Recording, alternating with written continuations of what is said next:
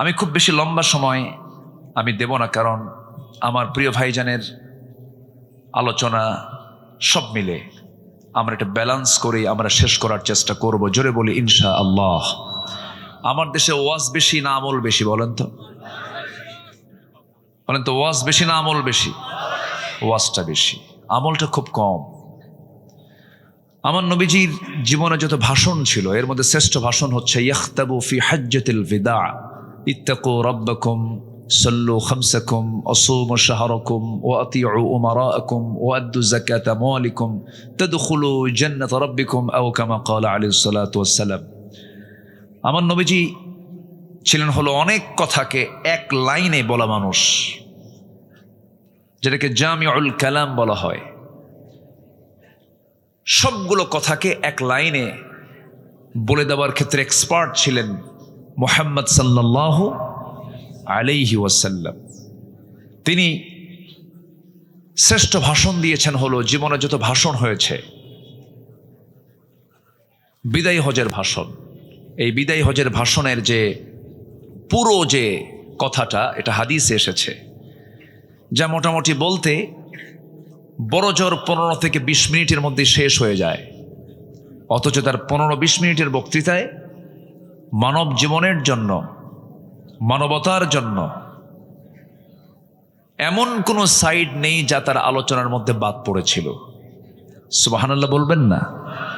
আর আমার দেশে এমনও বক্তা আছে 2 ঘন্টা ওয়াজ করার পরে বলে আমার তো কেবল গা গরম হচ্ছে। মানে উনি কি ওয়াজ করলেন যে ওনার নাকি 2 ঘন্টায় কেবল গা গরম হয়, আরো 2 ঘন্টা লাগবে। আচ্ছা, আবার শ্রোতার ভিতরে ও কিছু শ্রোতা আছে, হুজুর ওয়াজ তো কেবল শুরু হলো না। মুমিনদের যতগুলো বৈশিষ্ট্যের কথা আল্লাহ পাক বলেছেন সূরা মুমিনুনে, আল্লাহ পাক কমপ্লিট 7টা গুণের কথা বলেছেন। এর মধ্যে 1 নম্বর গুণ হচ্ছে নামাজ, যারা সুন্দর করে পড়বে। এরপরই হচ্ছে আল্লাযীনা হুম আনিল লাগবি মুরিদুন, যারা অনর্থক কথা থেকে নিজের জিহ্বাকে বিশ্রাম দেবে। সুবহানাল্লাহ বলবেন না? কথার ঘনত্ব যত বেশি, ভুল তত বেশি। এই জন্য আমি নিজেও ব্যক্তিগতভাবে দোয়া চাই আপনাদের কাছে। আমাদের প্রচুর কথা বলতে হয়, তো কথা বলার মাঝে যেন কোনো মিসিং, কোনো ভুল যেন মুখ থেকে না বের হয়। আল্লাহ যেন মার্জিত, প্রাসঙ্গিক এবং আল্লাহর কাছে কি জবাবদিহি করতে হবে এমন জাতীয় যেন বেহুদা বাজে কথা যেন মুখ থেকে আল্লাহ পাক না বের করে দেন। জোরে বলি আল্লাহুম্মা আমিন। সম্মানিত ভাইয়েরা, তাহলে সূরাটার নাম আজকে কি বলেন তো? কিন্তু আমরা এখানে বসে আছি কাফিরুন না মুমিনুন? বলেন, কারা বসে আছি বলেন? মুমিনুন, মানে মুমিন রা। মুমিন রা, এটাকে আরবিতে কি বলে? মুমিনুন। আর কাফির, কাফের একজন, আর কাফিরুন মানে কাফের গণ। তো মুমিনুনরা বসে আছে কাফিরুন শোনার জন্য। কি মুমিনুন বসে আছে কি শোনার জন্য? কাফিরুন শোনার জন্য। একটা বিষয় কি জানেন, নেগেটিভ জানলে পজিটিভটা মজবুত হয়। কাফেরদের চরিত্র কি মুমিনদের মধ্যে খুঁজে পাওয়া যাবে? এরকম যে বলেন, প্রকৃত মুমিনদের মাঝে কি কাফেরদের কোনো বদগুণ খুঁজে পাওয়া যাবে? যাবে না। যদি খুঁজে পাওয়া যায় তাহলে সে কি আসলে মুমিন? না। 7টা আয়াত মিলে আল্লাহ তাআলা এই সূরার নামকরণ করেছেন। 6টা আয়াত। 6টা আয়াত মিলে আল্লাহ রাব্বুল আলামিন এই সূরার নামকরণ করেছেন হলো সূরা কাফিরুন। এবং প্রথম শব্দ থেকেই, প্রথম আয়াতের একটা শব্দকে নিয়েই এই সূরার নামকরণ করা হয়েছে। 112টি সূরার নামকরণ হয়েছে সংশ্লিষ্ট সূরার শব্দ থেকে নিয়ে। সূরা ইখলাস এবং সূরাতুল ফাতিহা, এই 2টা সূরার নামকরণ করা হয়েছে সংশ্লিষ্ট সূরার মধ্যে ওই শব্দটা নাই। সূরা ফাতিহা, ফাতিহা শব্দ কি সূরা ফাতিহা আছে? নাই। এই জন্য অনেকে সূরা ফাতিহা পারে না কিন্তু আলহামদু পারে। অনেকে সূরা ইখলাস পারে না কিন্তু কুলহু পারে। কিন্তু এই সূরায় এই ভয়টা নাই, এই সূরার মধ্যে এই শব্দটা আছে। আল্লাহ রাব্বুল আলামিন বলেন, কুল ইয়া আইয়ুহাল কাফিরুনা লা আ'বুদু মা তা'বুদুনা ওয়ালা أنتم عابدون ما أعبد ولا أنا عابد ما عبدتم ولا أنتم عابدون ما أعبد لكم دينكم ولي دين জোরে বলুন আল্লাহু আকবার। সূরাটা নাজিল হয়েছে কোথায় বলেন? মক্কায়। বলেন বলেন কোথায় কোথায় কোথায়? মক্কায়। মক্কায় সূরাগুলোর মেজাজ একরকম, মদিনায় নাজিল হওয়া সূরাগুলোর মেজাজ আরেক রকম। মদিনায় আল্লাহ পাক এক মেজাজে আয়াতগুলো নাজিল করেছেন, সূরাগুলো নাজিল করেছেন। মক্কার যে সূরাগুলো আল্লাহ রাব্বুল আলামিন ম্যাক্সিমাম সূরাগুলো সংক্ষিপ্ত করে দিয়েছেন, কিন্তু সংক্ষিপ্ত হলে হবে কি, ছোট্ট একটা আয়াতের মধ্যে বিশাল ব্যাখ্যা আল্লাহ পাক জমা করে দিয়েছেন। এই সূরার মধ্যে ইবাদত শব্দটা এসেছে, দিন শব্দটা এসেছে।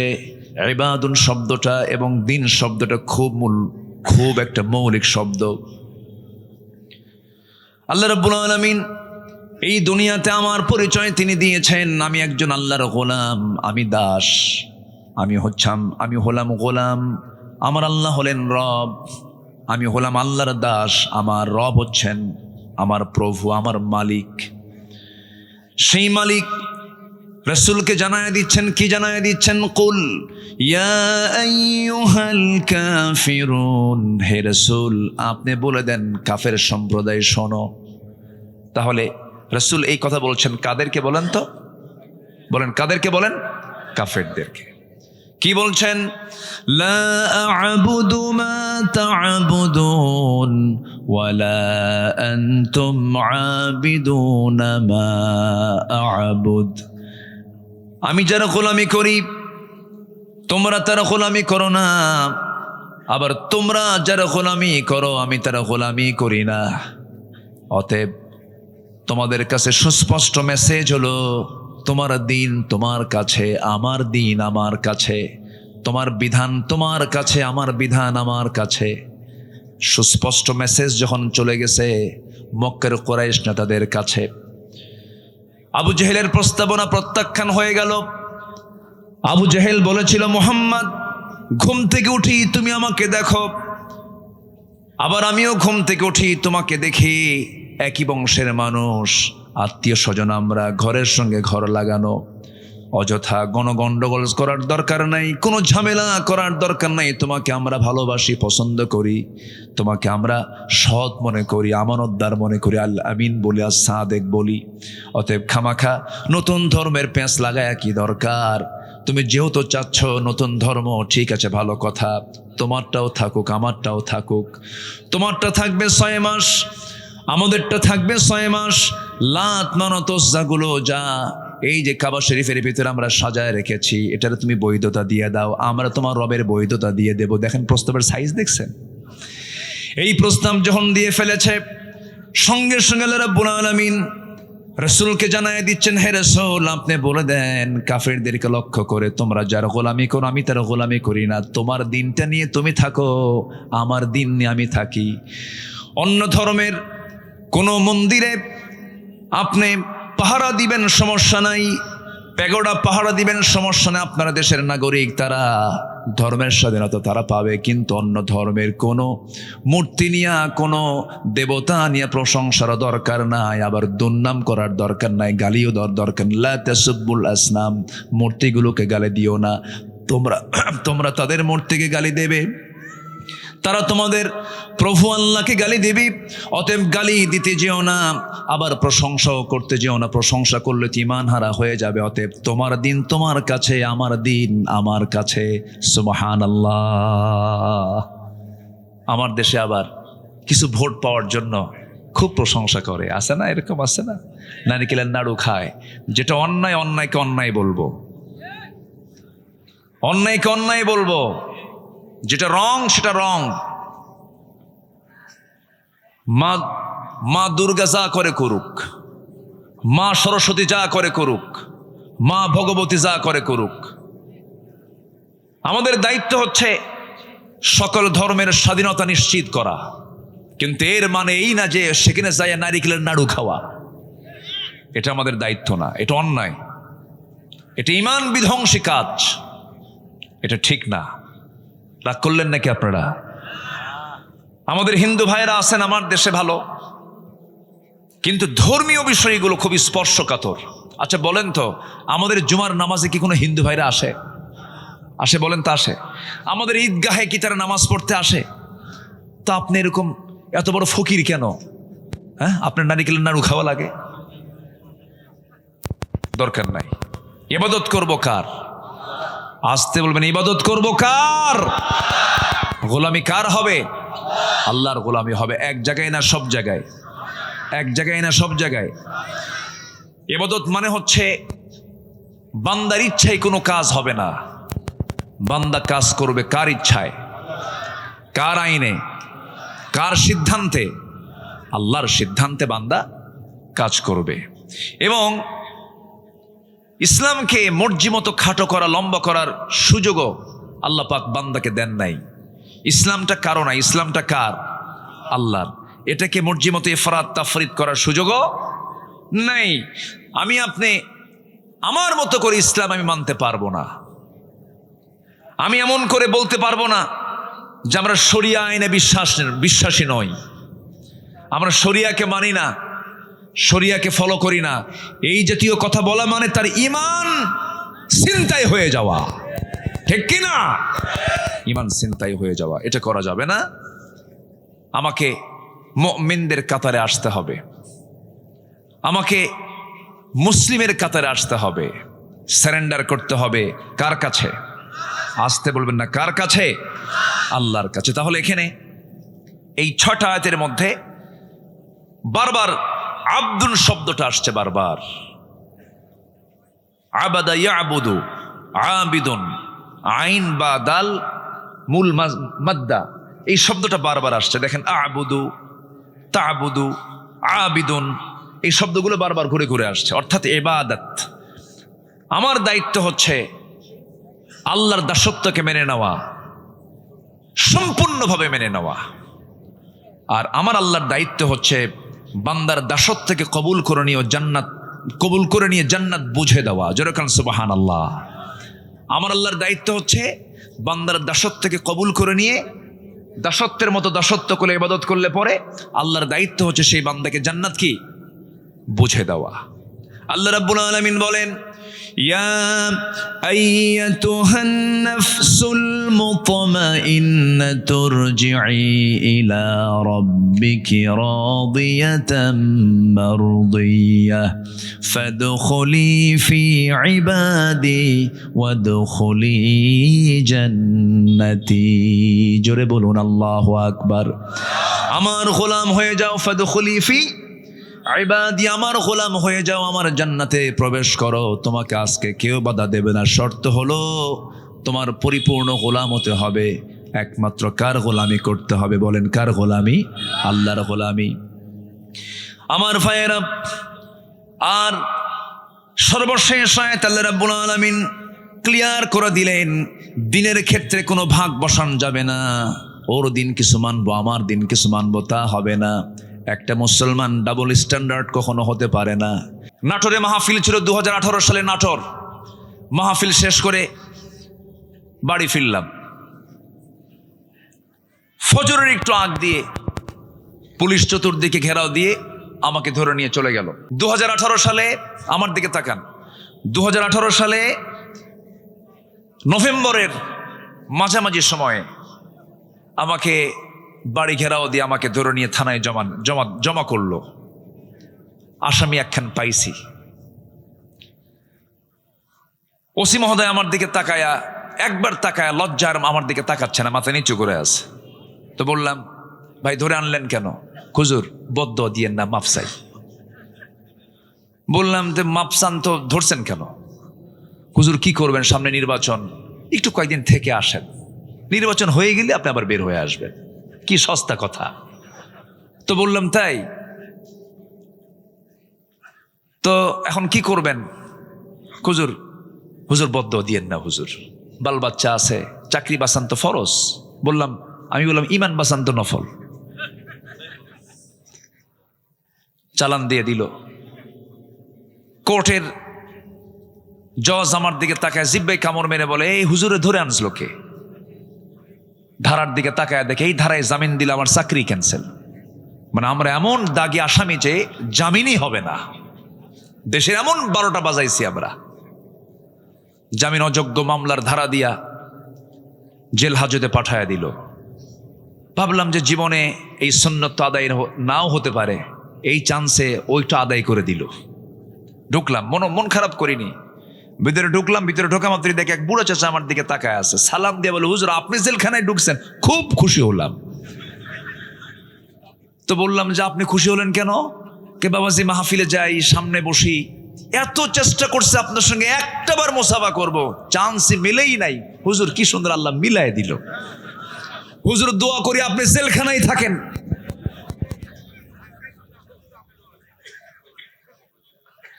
কথা কি বুঝতেছেন আপনারা? এরপরে বললাম, চাচা আপনি কেন জেলখানায়? বোমা হামলা। কি হামলা? বোমা হামলা।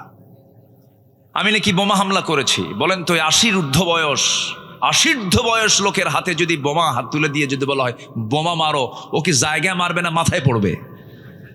এগুলি চলেছে। এই সমস্ত ষড়যন্ত্রের,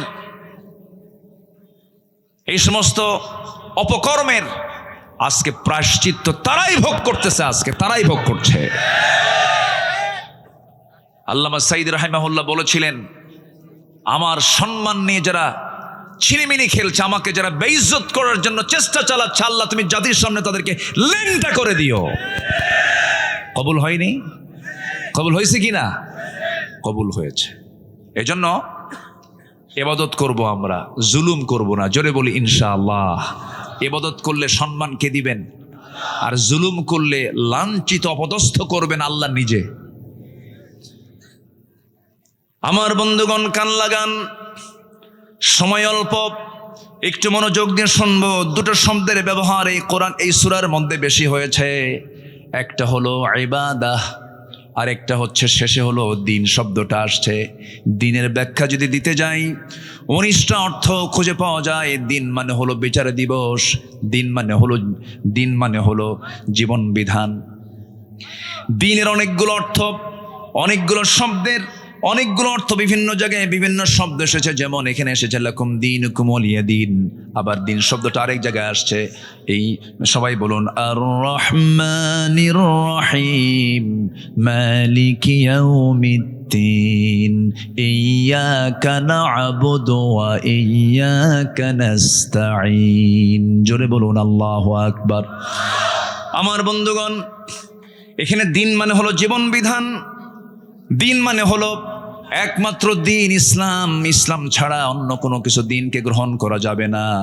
আমি মুসলিম, আমাকে দিন লালন করতে হবে।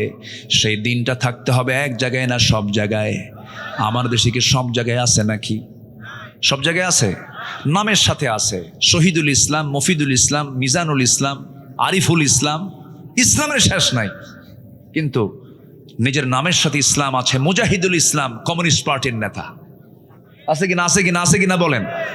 নাম হলো মুজাহিদুল ইসলাম, ওইদিকে কমিউনিস্ট পার্টির তিনি নেতা। কিন্তু না, আমি মুসলমান, আমার সঙ্গে ইসলাম থাকতে হবে। ব্রাহ্মণের ছেলে ব্রাহ্মণ হতে পারে, খ্রিস্টানের ছেলে খ্রিস্টান হতে পারে, বৌদ্ধের ছেলে বৌদ্ধ হতে পারে, কিন্তু মুসলমানের সন্তান মুসলমান হতে পারে না যদি তার মধ্যে ইসলাম না থাকে। ইসলাম থাকতে হবে 16 আনা।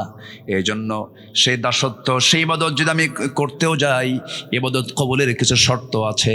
সেই শর্তটা হলো, ইবাদত কবুলের জন্য শর্ত হলো 10টা শর্ত। বলেন কয়টা শর্ত? 10টা শর্ত। শর্ট করে বলছি আমি, একটু মনোযোগ দিয়ে সবাই শুনবেন।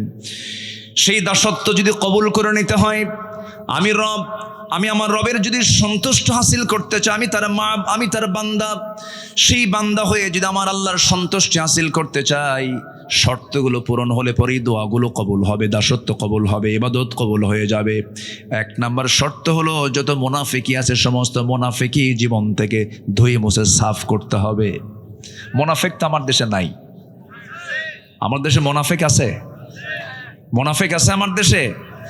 আচ্ছা, মুনাফিক আছে কিনা একটু সবাইকে বলে ফেলি, বলুন তো।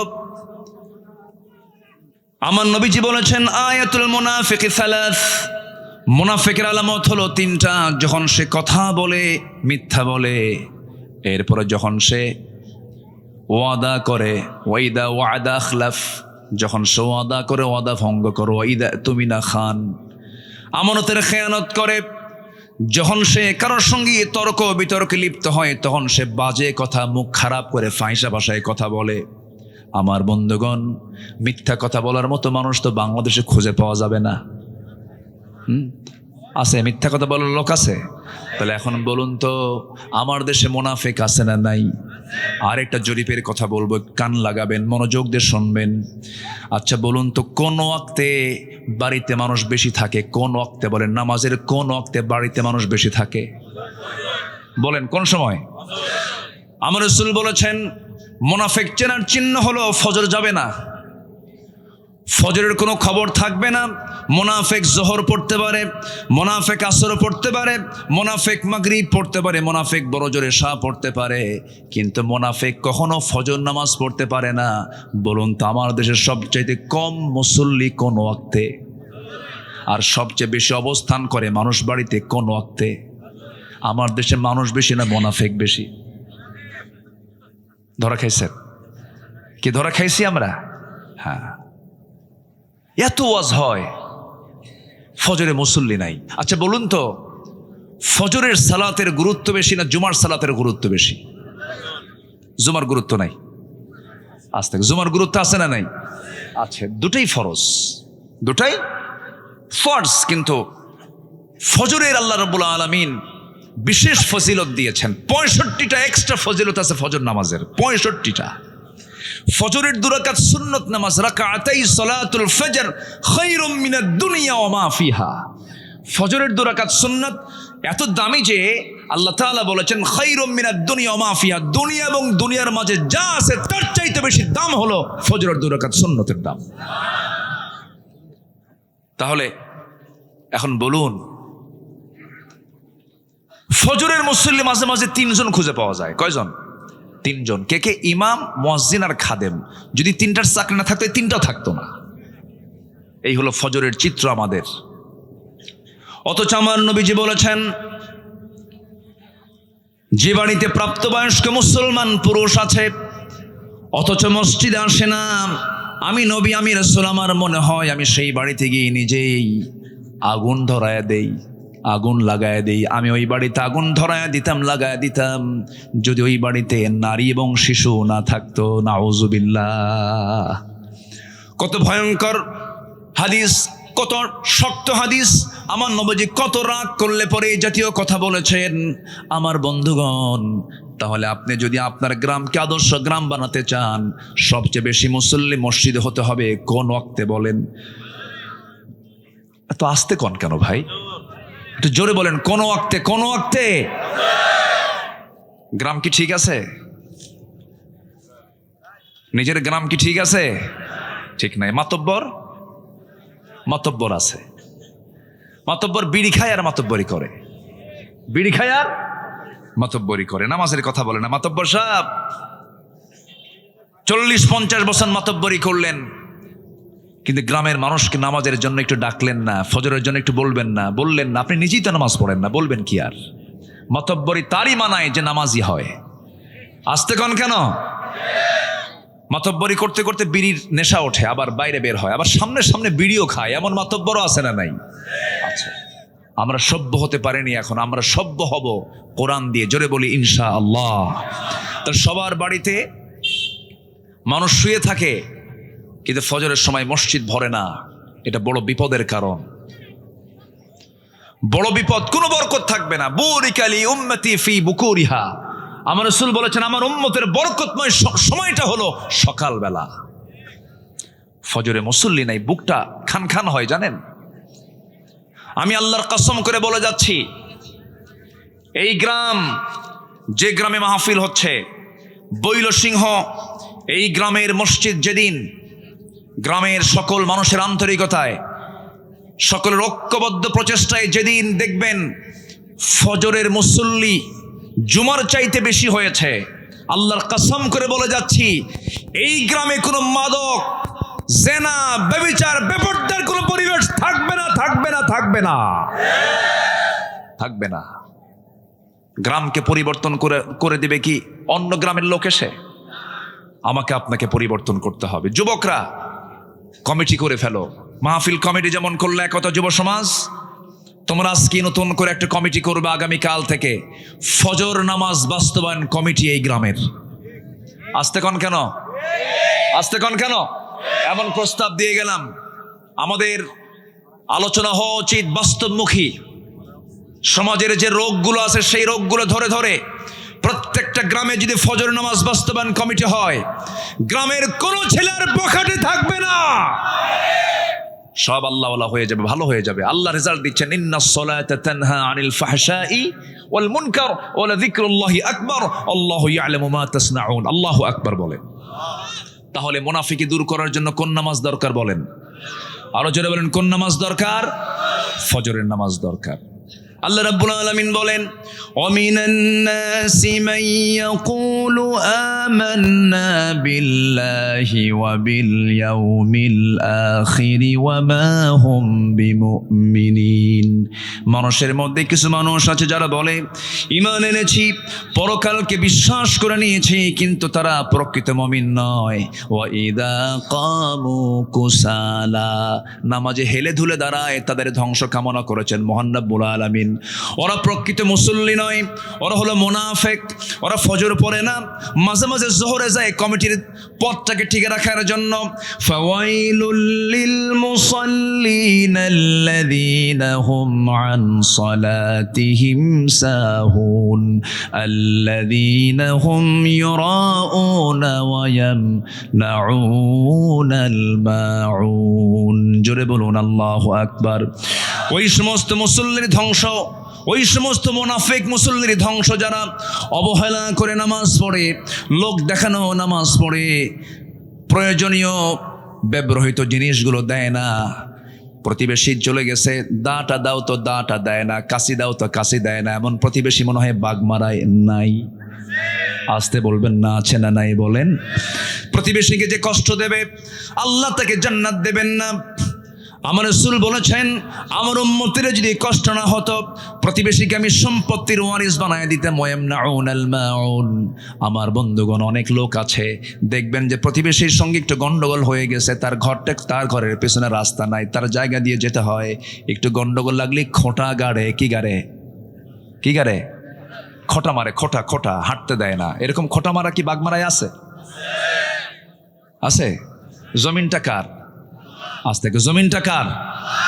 আর ওই খোটা গেড়ে বাধা দিল কার বান্দাকে? বলেন কার বান্দাকে? তাহলে জমিনও আল্লাহর, বাধা দিল আল্লাহর বান্দাকে। তুমি কত বড় শক্তিশালী হয়েছ, করা যাবে না এগুলো। পৃথিবীর কোনো মানুষের ক্ষমতা নাই বান্দাকে আটকিয়ে রাখে। বান্দা রাস্তা কখনো বন্ধ করতে পারে না। রাসূল বলেছেন, যে ব্যক্তি কারোর জন্য রাস্তা বের করে দিবে, আল্লাহ তার জন্য জান্নাতের রাস্তা বের করে দিবেন। জোরে বলেন সুবহানাল্লাহ। আমি কোরআন চর্চা করে যতটুকু বুঝেছি, আমি যতটুকু ভাঙ্গা চোরা, এলেম কালাম তো তেমন নাই, মানুষ আমার ডাকে শুধু বসায় দেয় বড় জায়গায়, কিন্তু সেই বড় জায়গার যোগ্যতা আমি রাখি না। আমি আব্দুল্লাহ আমিন, খুবই ছোট্ট নগণ্য আদনা একজন গোলাম।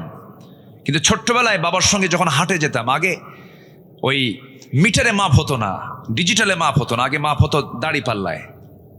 তো দাড়ি পাল্লার বাটখারাগুলো মেলাগুলো থাকতো। সবচেয়ে বেশি বড় ওজন যেটা 10 কেজি, নিচে 5 কেজি, তার উপরে 2.5 কেজি, তার উপরে 2 কেজি, তার উপরে 1 কেজি, তার উপরে 1000 গ্রাম, তার উপরে 500 গ্রাম, তার উপরে এরপরে 200 গ্রাম, 100 গ্রাম, 50 গ্রাম, 25 গ্রাম। সেই ওই 25 গ্রামটা সবার উপরে রাখে, আমি হলাম সেই মাত্র 25 গ্রাম। কিন্তু সবাই আমাকে উপরে রাখে, কিন্তু এলেম কালাম তেমন ওজন টোজন নাই, এলেম কালাম তেমন নাই। কিছু কথা বলি, কিন্তু চেষ্টা করি কোরআনের মূল নির্যাস কথা বলার জন্য, কারণ আল্লাহ তাআলা আমার এই কথার ব্যাপারে একদিন প্রশ্ন করবেন কিনা বলেন, করবেন কিনা বলেন, করবেন কিনা বলেন। আল্লাহর কসম, দিল থেকে কথা বলার চেষ্টা করি। দয়া করে ফজর নামাজকেও ছাড়বেন। ফজর নামাজ ছাড়লে সে কিসের কাতারে চলে যাচ্ছে বলেন, বলেন কিসের কাতারে চলে যাচ্ছে? তাহলে আমরা কাফিরুন হব, মুনাফিকুন হব না, মুমিনুন হব বলেন। তাহলে আজকে কোন সূরা শুনতেছি? কাফিরুন কি কাফের হওয়ার জন্য শুনতেছি? কি হওয়ার জন্য?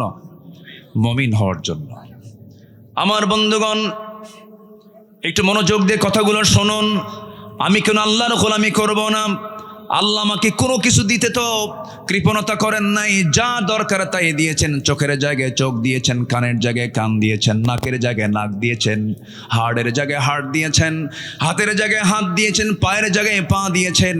মাথার চুল থেকে শুরু করে নিয়ে আপার গোড়ালি পর্যন্ত একটু তাকায় দেখেন তো, আমার আল্লাহ আমাকে আপনাকে দিতে কি কোথাও তিনি কিছু বাদ রেখেছেন? রাখছেন? কিছু বাদ রাখছেন? তা আমি বাদ রাখি কেন? ফজর নামাজ কেন বাদ দেই? আমাকে বাদ রাখা যাবে না। এই চোখ, এই নাক এবং এই গলা এবং এই কান পদ্মা, মেঘনা, যমুনা যত বড় তার চাইতে বড় বানায় দিয়েছেন। যেরকম সুবহানাল্লাহ। এই চোখের মধ্যে আল্লাহ পাক কত কি দিয়েছেন। প্রতি মিনিটে মানুষ গড়ে 15 থেকে 20 বার পলক ফেলে। এই পলক শুধু পড়েই না, প্রতিটা বার পড়ার সময় অস্ত্র থেকে লিকুইড ছড়িয়ে দেয় পুরো চোখে। এর ফলে চোখ থাকে আর্দ্র, ধুলাবালি, ক্ষতিকর জীবাণু থেকে মুক্ত। পলক হলো চোখের প্রাকৃতিক ওয়াইফার, যা ঘুমের মধ্যেও চোখের সুরক্ষা নিশ্চিত করে। প্রতিদিন আমাদের চোখে গড়ে 1 মিলিলিটার অস্ত্র তৈরি হয়, যা স্বচ্ছ অথচ অত্যন্ত কার্যকর এক তরল পদার্থ। এই অস্ত্রের মধ্যে থাকে লাইসোজাইম নামের এক প্রাকৃতিক অ্যান্টিবায়োটিক, যা চোখকে ব্যাকটেরিয়ার আক্রমণ থেকে রক্ষা করে। যখন হৃদয় বেদনায় ভরাক্রান্ত অথবা আত্মা আল্লাহর ভয়ে ভালোবাসায় কাঁদে, তখন চোখ থেকে অস্ত্র গড়িয়ে পড়ে। সেই অস্ত্রগুলো আবার চোখের বাইরের অংশের পুষ্টি অক্সিজেন সরবরাহ করে, কারণ চোখের কর্নিয়াতে রক্তনালী থাকে না। তাই চোখের জল চোখকে রক্ষা করে শুকিয়ে যাওয়া, ক্ষয়, ব্যাকটেরিয়ার সংক্রমণ থেকে। আল্লাহু আকবার বলা যাবে না ভাই? যেরকম আল্লাহু আকবার। এই যেখানে কয়েকশো ক্যামেরা আছে, এই ক্যামেরার যেমন চোখ আছে, এ আমাকে ধারণ করছে, আমাকে ক্যাচ করছে, আমাকে ধারণ করে এটাকে সাপ্লাই দিচ্ছে। আমাদের চোখে, দু চোখে, প্রত্যেক ব্যক্তির দু চোখে প্রায় 27 কোটি 40 লাখ ফটো রিসেপ্টর নামক নিয়োজিত শ্রমিক আল্লাহর হুকুমে 24 ঘন্টা কাজ করছে। 27 কোটি 40 লাখ, 27 কোটি 40 লাখ। যখন আলো আপনার চোখে গিয়ে পড়ছে, যখন ফটো রিসেপ্টর কাছে চলে যাচ্ছে, তখন ফটো রিসেপ্টর সেটাকে প্রসেসিং করে আপনার অপটিক নার্ভে পৌঁছে দিচ্ছে। সেখান থেকে ইলেকট্রিক ইম্প্যালেন্সের মাধ্যমে সেটা আমাদের ব্রেইনের অক্সিপিটাল ল্যাবে চলে যাচ্ছে। ফলে আমরা দেখতে পাচ্ছি। এই অপটিক নার্ভের কথা শুনলাম আমরা, শুধুমাত্র এখানেই 60 থেকে 70 লক্ষ তারের মতো ফাইবার চোখের পিছনে আল্লাহ পাক রেখে দিয়েছেন। যেরকম সুবহানাল্লাহ। কে দিয়েছেন? আল্লাহ বলছেন, আলাম নাজআল লাহু আইনাইন ওয়া লিসানান ওয়া শাফাতাইন। আল্লাহু আকবার বলেন। কান দিয়েছেন কে? কানের মধ্যে ময়লা থাকে না? এই ময়লাকে কি বলে? খোল। গরু খায় এই খোল, সে খোল না, এটা ময়লা, ইয়ারক্স। এই ময়লাটা কাজের ময়লা, এটা অকাজের ময়লা না। যখন কোনো বিয়ারিং যদি জাম লেগে যায়, কোনো চাকার বিয়ারিং জাম লেগে যায়, তখন মিস্ত্রিটা কি করে? গিরিজ দেয়। কি দেয় বলেন তো? গিরিজ অথবা কোনো মোবিল দিয়ে এটাকে প্রসেসিং করে, জংটাকে দূর করার জন্য চেষ্টা চালায়। ঠিক তেমনি আমার কানের ভিতরে আল্লাহ পাক যে ময়লাগুলো দিয়েছেন, এটা হচ্ছে আমার কানের গিরিজ। এটাকে ঠিক রেখেছেন। এটা স্বাদ কেমন? এটা কেমন? এটা কি মিষ্টি লাগে না কি লাগে? কি খান নাই? আজকে যা চেক করবেন। কানের যে ময়লা, এটা হচ্ছে তিক্ত। আপনি ঘুমিয়ে পড়েছেন, নিস্তেজ নিথর দেহ পড়ে আছে, আল্লাহুম্মা বিসমিকা আমুতু ওয়াহইয়া, মরে গেছেন আপনি ঘুমের মধ্যে। কানের মধ্যে যদি কোনো আসুক, জি আলহামদুলিল্লাহ, কানের মধ্যে যদি কোনো কি বলে পিঁপড়া যদি ভুল করে চলে আসে, সেই সময় ওই সমস্ত কানের যে ময়লাটা তিক্ত, ওর মুখে যখন লেগে যায়, সঙ্গে সঙ্গে সে বলে যে আমি ভুল জায়গায় চলে আসছি, বের হয়ে চলে আসা। আর যদি মিষ্টি হতো, সব ময়লাগুলো, সব পিঁপড়াগুলো জমা হতো কোথায় গিয়ে? কানে গিয়ে জমা হতো। তাহলে এই কানকে সেভ করলেন কে? আসতে বলবেন না, কে সেভ করলেন? কে সেভ করলেন? আল্লাহ করলেন। আল্লাহ বলছেন, ইন্নাস সামআ ওয়াল বাসারা ওয়াল ফুআদ কুল্লু উলাইকা কানা আনহু মাসউলা। শ্রবণ শক্তি, দৃষ্টি শক্তি, অন্তর শক্তি আমি দিয়েছি, সব ব্যাপারে জিজ্ঞাসা করব আমি আল্লাহ রাব্বুল আলামিন একদিন। অতএব আমার এই কানকে অবশ্যই তার নিয়মেই চালাতে হবে। যিনি আমার কান দিয়েছেন তিনি কে? আল্লাহ তাআলা। আজকের মাহফিলের একজন মেহমান এসেছেন, জনাব আব্দুল বারী সাহেব, না? আলহামদুলিল্লাহ। জি বসুন। আল্লাহ তুমি তার হায়াতে বারাকা দান করো। জোরে বলি আল্লাহুম্মা আমিন। আরো জোরে আল্লাহুম্মা আমিন। আমার দিকে তাকান সম্মানিত ভাইয়েরা। তাহলে আমার দায়িত্ব হচ্ছে জীবনের সকল জায়গায় কার ইবাদত করা বলেন তো? আসতে বলেন, কার ইবাদত করা? আর সেই ইবাদত কবুলের জন্য 10টা শর্তের 1 নম্বর শর্ত হলো আমরা মুনাফিকি বাদ দেব। জোরে বলি ইনশাআল্লাহ। নাম্বার 2 হলো সকল ইবাদত কবুল হয়ে যাবে, নামাজে অলসতা ত্যাগ করতে হবে, অলসতা বর্জন করতে হবে। আল্লাহ রাব্বুল আলামিন বলছেন, বান্দারে আমার জান্নাত পেতে হলে অলসতা পরিহার করে তোমাকে কেমন নামাজ পড়তে হবে। ওয়াল্লাযীনা হুম আলা সালাওয়াতিহিম ইউহাফিযুন উলাইকা হুমুল ওয়ারিসুন الذين يرثون الفردوس هم فيها خالدون। জোরে বলুন আল্লাহু আকবার। যারা নামাজের ব্যাপারে যত্নশীল হবে, নামাজের ব্যাপারে যারা অত্যন্ত যত্ন করে যারা নামাজটা পড়বে, ফজর আজান যখন হয় তার একটু আগ দিয়ে, যে সময় ফজর ওয়াক্ত হয় না, এই টাইমটা খুব গুরুত্বপূর্ণ টাইম। আল্লাহ পাক এই সময় ফিস সামাঈদ দুনিয়া, দুনিয়ার আকাশে চলে আসেন। আলা মিন মুস্তাগফিরিন ফাগফির লাহ, কোন ক্ষমা প্রার্থী আছে আমার কাছে ক্ষমা চাবে, মাফ করে দেব। ওই সময় ঠিক ওই সময়টা আবার শয়তানও চলে আসে, বান্দার শিওরে এসে বলে আলাইকা লাইলুন তাবিল, আলাইকা লাইলুন তাবিল, তোমার জন্য রাত বড় লম্বা, ঘুমাও ঘুমাও। ওই মাথার চুলের মধ্যে সে তার নখ ঢুকায় দেয়, তার আঙ্গুল ঢুকায় দেয়, বলে ঘুমাও ঘুমাও। ওই সময় শয়তান 3টা গিট মেরে যায়। ওই 3টা গিট যদি কেউ ছোটাতে চাও, রাসূল বললেন 3টা আমল করবে। সেই সময় তোমার আমল হলো মুনাফিকের কাতার থেকে তোমার নামটা যদি মিশে নিতে চাও, ওই সময় তোমার 3টা কাজ, 3টা গিট ছোটাবে। 3টা কাজের মধ্য দিয়ে, 3টা আমলের মধ্য দিয়ে নাম্বার 1 হলো নিজের পিঠটা বিছানার সঙ্গে থেকে তুমি উঠায় নিবা, পৃথক করে ফেলবে, 1 নাম্বার গিট চলে যাবে। নাম্বার 2, নামাজের নিয়তে ওযু বানাবা, তোমার 2 নাম্বার গিট ছুটে চলে যাবে। এরপরে নামাজের নিয়তে তুমি ওযু বানায়া মসজিদের দিকে রওনা দেবে, কদমে কদমে নেকি লেখা শুরু হয়ে যাবে, নামাজে দাঁড়াবে, নামাজটা আদায় হয়ে যাবে। 24 ঘন্টা শয়তান তোমার কাছে আসার সাহস পাবে না। জোরে কোন সুবহানাল্লাহ। আমার বন্ধুগণ, নামাজটার ব্যাপারে আমরা যত্নশীল হব। জোরে বলি ইনশাআল্লাহ। আরো জোরে বলি ইনশাআল্লাহ। নামাজের মধ্যে মজা পেতে হবে। 2জন সাহাবী আব্বাদ এবং আম্মার, নবীজি 2জনকে সীমানার প্রহরায় নিয়োগ দিয়েছেন।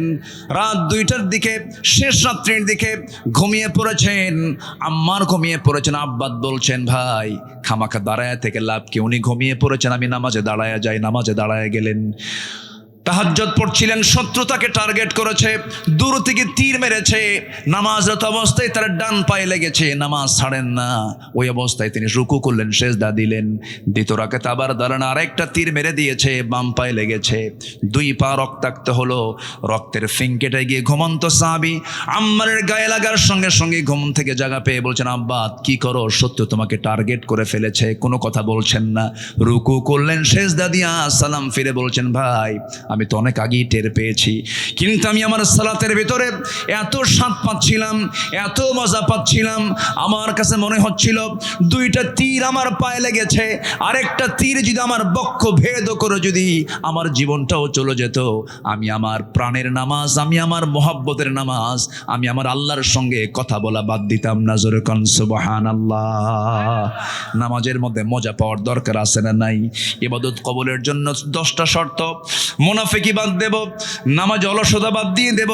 নাম্বার 3 হলো আল্লাহ রাসূলের সঙ্গে চরম অবদ্ধতা, সীমালঙ্ঘন যদি কেউ করে তার কোনো ইবাদত কবুল হবে না। ওয়া মাইয়াসিল্লাহা ওয়া রাসূলাহু ওয়া ইয়াতাআদ্দা হুদুদাহু ইউদখিলহু নারান খালিদান ফিহা ওয়া লাহু আযাবুম মুহিন। জোরে বলুন আল্লাহু আকবার। আল্লাহ এবং রাসূলের নাফরমানি করবে যারা, সীমালঙ্ঘন করবে যারা, আল্লাহ তাকে আগুনে প্রবেশ করাবেন, সে স্থায়ী হবে, তার জন্যই রয়েছে অপমানজনক আযাব। সূরা নিসা আয়াত নাম্বার 14। এই জন্য অবাধ্যতা হওয়া যাবে না, অবাধ্য হব না। আমরা সবাই একমাত্র বাধ্য হব যার, তিনি আমার কে। আসতে বলবেন না, তিনি আমার কে, বলেন আল্লাহ। কি বাধ্যগত সাহাবী ছিলেন, ইমানটাকে লালন করেছেন, কি পরিমাণ ইমানের গভীরতা থাকলে পরে, কি পরিমাণ ইমানের অবিচলতা থাকলে পরে দুনিয়ার সব কিছু উজাড় করে দিয়েছেন, সব কিছু ছেড়ে দিয়া তারা ইমানটাকে লালন করেছেন, নবীর আনুগত্য করেছেন, আল্লাহর আনুগত্য করেছেন। এই মুহূর্তে একজন সাহাবীর কথা মনে হয়ে গেল। মক্কা এবং মদিনার ঠিক মাঝখান বরাবর তারা বাড়ি। এই মক্কা মদিনার ঠিক মাঝখান বরাবর বাড়ি। ইয়াং টকবকে যুবক, বাপ জন্মের পূর্বেই মারা গেছে, জন্মের পরপরই চাচার কাছে মানুষ হয়েছেন সেই সাহাবী। নবীর দাওয়াত তার কানে গেল, কালেমা পড়লেন। চাচার কানে সংবাদ গেছে ভাতিজা কালেমা পড়েছে। সঙ্গে সঙ্গে চাচা ডাক দিয়ে বলে, তলব করে বলে, ভাতিজা শুনলাম তুমি নাকি দিন গ্রহণ করেছ। সঙ্গে সঙ্গে তিনি বলছেন, দিন তো একটাই, সেটা হলো কার দিন? কার দিন বলেন? আল্লাহর দিন। চাচা আমিও কালেমা পড়েছি, আপনিও কালেমা পড়েন। সঙ্গে সঙ্গে চাচা বলছে, তুমি কি জানো এটার ফলাফল কি হতে পারে? কি হবে চাচা বলেন? সব সম্পত্তি জোর করে তোর কাছ থেকে নিয়ে নেব, তোকে এত ভালোবাসলাম, তুই এত বড় ক্ষতি করে ফেললি, আমার ধর্ম আমার বাপ দাদা সব শেষ করে ফেললে, তোকে শেষ করে ফেলবো আমি। সঙ্গে সঙ্গে বলছেন, ও চাচা সম্পত্তির আপনি হুমকি দিচ্ছেন, আমাকে জোর করে নিতে হবে না আমার কাছ থেকে, আমি বিনা শর্তে সমস্ত সম্পত্তি দিয়ে দিলাম, তবু আমি ঈমান হারা হব না, নবীর অবাধ্য হব না, আল্লাহর অবাধ্য হব না। ওমান ইয়াসিল্লাহ ওয়া রাসূলাহু ওয়া ইয়াতাআদ্দা হুদুদাহু, ওমান ইয়াসিল্লাহ ওয়া রাসূলাহু ওয়া ইয়াতাআদ্দা হুদুদাহু, সেই পক্ষে আমি যাব না, সেই সীমালঙ্ঘন আমি করব না। সঙ্গে সঙ্গে চাচা তাকে ধরে ফেলে কলার ধরে টান মেরে জামা টেনে ছিলল, জোর করে লুঙ্গিটা পর্যন্ত খুলে নিয়া ঘাড় ধাক্কা দিয়া রক্তাক্ত করে সেই জায়গা থেকে বের করে দেওয়ার পরে বলছে, চলে যা। উলঙ্গ হয়ে বাইরে বের হয়ে দুনিয়াটা অন্ধকার দেখছিলেন। মার দরজায় গিয়ে বলছেন, মা দরজা খোলো। দরজা খোলা হলো। বলছে, মা আমার দিকে তাকাইও না, ঈমান এনেছি, নবীর আনুগত্য করেছি, আমার চাচা আমার পরনের লুঙ্গিটা পর্যন্ত খুলে নিয়েছে। ও মা দেখো তো ঘরের মধ্যে কিছু আছে নাকি? এক খণ্ড কাপড় তাকে দেওয়া হলো। এক খণ্ড কাপড়টা পরে কোনো মতো সতরটা ঢেকে ঢুকে মার কাছ থেকে বলছেন, মা বিদায় দিয়ে দাও, দুনিয়ার সব ছাড়বো কিন্তু আমি আমার আল্লাহ রাসূলকে ছাড়বো না। জোরে কোন সুবহানাল্লাহ। চললাম মদিনার দিকে, মদিনায় রওনা করলেন, মদিনায় চলে গেলেন। পায়ে হেঁটে হেঁটে শীতকাল থরথর করে কাঁপতেছিলেন, গোটা গায়ে শুধু এক খণ্ড কাপড় দিয়ে শুধু সতরটা ঢাকা। নবীর দরজায় গিয়ে নক করলেন, নবীজি দরজা খুলেই দেখেন গায়ে কাপড় চোপড় নাই। ভিতরে ঢুকলেন, নবীর ব্যবহৃত দুটা জুব্বা মোবারক আমার নবী নিজ হাতে দিয়ে বলছেন, যুবক জুব্বাটা নাও, তাড়াতাড়ি গায়ে দাও, ঠান্ডা লেগে যাবে তোমার। জুব্বা পরা শেষ করলেন। রাসূল বলছেন, যুবক ঘটনা কি? সব খুলে বললেন। সঙ্গে সঙ্গে রাসূল বলছেন, ও আব্দুল্লাহ, তোমার চাচা তোমাকে বস্ত্রহীন করে ঘর থেকে বের করে দিয়েছে, আর বিশ্বনবী তোমার জন্য তার নিজের দেহের জুব্বা মোবারক তোমাকে দান করেছে। চিন্তা করো না। ও আব্দুল্লাহ, তুমি কি বলতে চাও বলো, তুমি কিছু চাও নাকি? আব্দুল্লাহ বলছেন, হুজুর আপনি আমার জন্য একটু দোয়া করে দেন, আমি যেন শহীদ হতে পারি, মৃত্যুর রাজপথ শহীদ যেন হতে পারি। সঙ্গে সঙ্গে আমার রাসূল দুহাত তুলে আকাশের দিকে তাকায় বলছেন, ও আকাশের মালিক আল্লাহ, আমার আব্দুল্লাহর জন্য, আমার আব্দুল্লাহর জান মালকে তুমি কাফির বেঈমানদের জন্য হারাম করে দাও। এই কথা বলার সঙ্গে সঙ্গে সাহাবীর মন খারাপ হলো। রাসূল বলছেন, ও সাহাবী মন খারাপ করলা কেন হুজুর? দোয়া চাইলাম কি, দোয়া করলেন কি?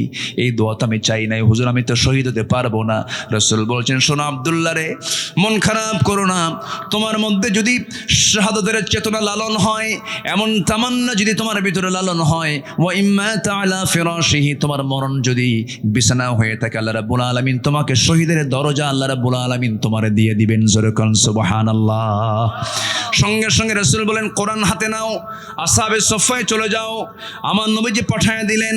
এত আবেগী সাহাবী আব্দুল্লাহ চিৎকার মেরে মেরে কাফিরুন পড়েন, চিৎকার মেরে মেরে কুরাইশ পড়েন, চিৎকার মেরে মেরে সূরা মাউন পড়েন, এত জোরে চিৎকার মেরে মেরে পড়ছেন। সাহাবীরা সব বিরক্ত হয়ে নবীর কাছে এসে বলছে, হুজুর নতুন একজন সাহাবীর আগমন হলো, কি হয়েছে? এত জোরে জোরে পড়ে আমার দৃষ্টার ভয়। কে? আব্দুল্লাহ। রাসূল কেঁদে ফেলে বলছেন, ও সাহাবীরা রে, আমার আব্দুল্লাহকে তেলাওয়াতে বাধা দিও না, কারণ আমার আব্দুল্লাহ আমার আনুগত্য করতে গিয়ে, আল্লাহর আনুগত্য করতে গিয়ে দুনিয়া সব বিক্রি করে আমার পথ সে ধরেছে। জোরে কোন সুবহানাল্লাহ। বাধা দিও না। আমার নবীজি মদিনায় থাকাকালীন যুদ্ধের যুদ্ধের ডাক চলে এলো। আমার নবীজি বলছেন, আমার আব্দুল্লাহ কোথায়? আব্দুল্লাহকে ডেকে আনো। সঙ্গী করণী জিহাদের ময়দানে ঝাঁপিয়ে পড়লেন। যুদ্ধ শেষ হলো, অভিযান শেষ হওয়ার পর তিনি ফিরে আসতেছিলেন মদিনার পথে। হঠাৎ করে নবীর কানে সংবাদ গেল, হুজুর আব্দুল্লাহ সুস্থ হয়ে পড়েছে। নবীজি একটু শোকাহত হলেন, বলেন ভালো করে সেবা দাও, নার্সিং দাও। 3 দিন পরে ফাইনালি নিউজ চলে এলো, হুজুর অনেক চেষ্টা করলাম, আব্দুল্লাহ বাঁচল না, আব্দুল্লাহ মারা গেছে। আমার নবীজির চোখে পানি চলে এলো আর বললেন, ও আমার সাহাবীরা, আমার আব্দুল্লাহর জানাজার আয়োজন করো। আব্দুল্লাহর জানাজার দায়িত্ব আমি কাউরে দেব না, আমি রাসূল নিজে তার জানাজার দায়িত্ব কাঁধে নিয়ে নিলাম। জানাজা শুরু হয়ে গেছে, নবীজি জানাজা পড়ায়া দিলেন। জানাজা শেষ হওয়ার পরে আমার রাসূল বলছেন, সাহাবীরা, আমার আব্দুল্লাহর কবরটা কোথায় খনন করেছো হুজুর? ওই 2 পাহাড়ের চিপায় করেছি, আমারে নিয়ে যাও। রাসূল চলে গেলেন, কবরের সামনে দাঁড়ালেন। কবরের সামনে দাঁড়ায় বলছেন, সাহাবীরা রে, আমার আব্দুল্লাহর কবরে আমি আজকে কাউকে নামতে দেব না, আমি রাসূল নিজে নামবো। রাসূল নিজে নামলেন। নামার পরে বলছেন, আবু বকর ডানে নামো, ওমর বামে নামো।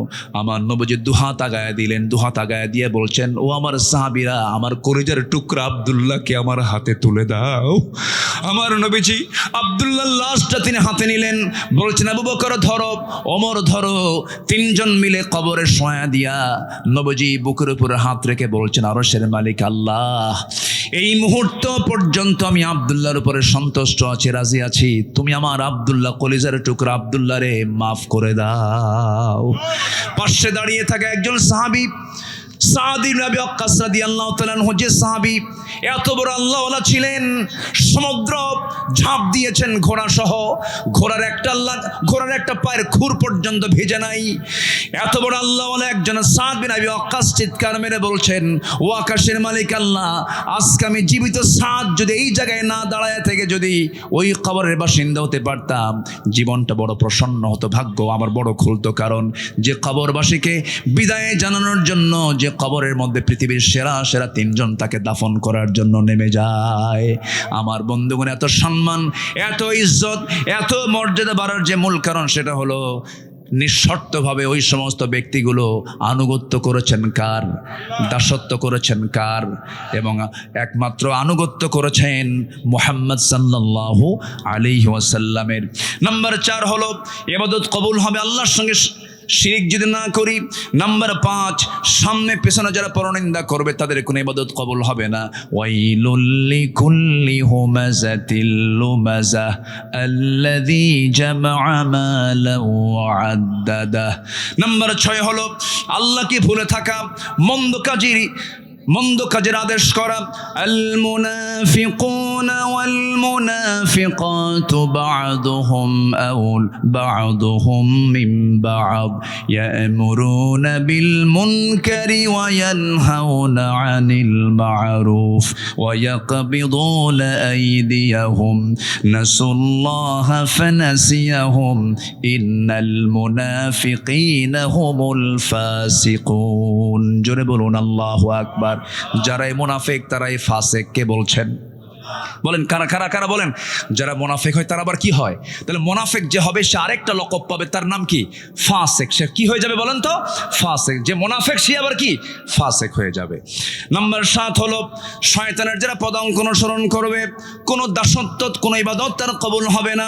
ইয়া আইয়ুহাল্লাযীনা আমানু লা তাত্তাবিউ খুতুওয়াতিশ শাইতান ওয়া মান يتبع خطوات الشيطان فإنه يأمر بالفحشاء والمنكر। জোরে বলুন আল্লাহু আকবার। শয়তান আছে না নাই বলেন? আসতে বলবেন না, আছে না নাই? বাগমারা মনে হয় চেনে না। বাগমারা চিনে? শয়তান চেনে বাগমারা? শয়তান জান্নাতও চিনে। আমার আব্বা আদম এবং হাওয়াকে ফাওয়াসওয়াসা লাহুমা ফাযাল্লাহুমা শাইতান, জান্নাতে গিয়ে যদি আমার আব্বা আম্মাকে যদি ওয়াসওয়াসা দিতে পারে, তাহলে বাগমারার এই এলাকা মনে হয় শয়তান কোনোদিন আসে নাই। কি আছে কিনা বলেন? এবং তার এজেন্টও আছে না নাই? তার এজেন্ট তারাই যাদের ফজর নামাজ উঠতে কষ্ট হয়। সবাইকে ফজর পড়বেন, সবাইকে এই গ্রামে ফজর বাস্তবায়ন কমিটি বাস্তবায়ন করবেন ইনশাআল্লাহ। কারা কারা ফজর নামাজ পড়বেন, 5 ওয়াক্ত নামাজ পড়বেন? কারা কারা হাত উঁচু করে দেখান মুসলমান। চিৎকার মেরে বলি, ইয়া আল্লাহ, আমাদেরকে ফজর, জোহর, আসর, মাগরিব, ঈশা, 5 ওয়াক্ত সালাত জামাতের সাথে আদায় করার তৌফিক তুমি আল্লাহ দিয়া দাও। জোরে বলি আমিন, আরো জোরে আমিন, আরো জোরে আমিন। নাম্বার 8, ইবাদত কবুলের শর্ত রিয়া বা লোক দেখানো ইবাদত যারা করবে তাদের কোনো ইবাদত কবুল হবে না। ইন্নাল মুনাফিকিনা ইউখাদিউনা আল্লাহ ওয়া হুয়া খাদিউহুম ওয়া ইযা কামু ইলাস সালাতি কামু কুসালা ইউরাউনা আন-নাসা ওয়া লা ইয়াযকুরুনা আল্লাহ ইল্লা কালিলা। জোরে বলুন আল্লাহু আকবার। নাম্বার 9 হলো কুফরি যারা করবে তাদের কোনো ইবাদত কবুল হবে না। ইন্নাল্লাযীনা কাফারু লান তুগনিয়া আনহুম আমওয়ালুহুম ওয়ালা আওলাদুহুম মিনাল্লাহি শাইআ ওয়া উলাইকা হুম ওয়াকুদুন নার। জোরে বলুন আল্লাহু আকবার। সর্বশেষ হলো নাম্বার 10, যেহেতু সূরা কাফিরুনের ভিতরে আল্লাহ রাব্বুল আলামিন ইবাদত নিয়ে কথা বলেছেন, দাসত্বের কথা বলেছেন, ওই সমস্ত বান্দার দাসত্ব কখনো কবুল হবে না, ইবাদত কখনো কবুল হবে না। 10টা শর্ত যদি থেকে যায়, এই 10টা শর্ত পূরণ করলে পরে, বাদ দিলে পরে আল্লাহ রাব্বুল আলামিন কবুল করবেন। আল্লাহর সাথে মিথ্যা দৃঢ় অঙ্গীকার করে আবার তবজ্ঞার সঙ্গে যারা ভঙ্গ করবে আল্লাহ রাব্বুল আলামিন তাদের কোনো ইবাদত কবুল করবেন না। আল্লাহ রাব্বুল আলামিন এই সবাইকে 10টা শর্ত পূরণ করার তৌফিক দান করুন।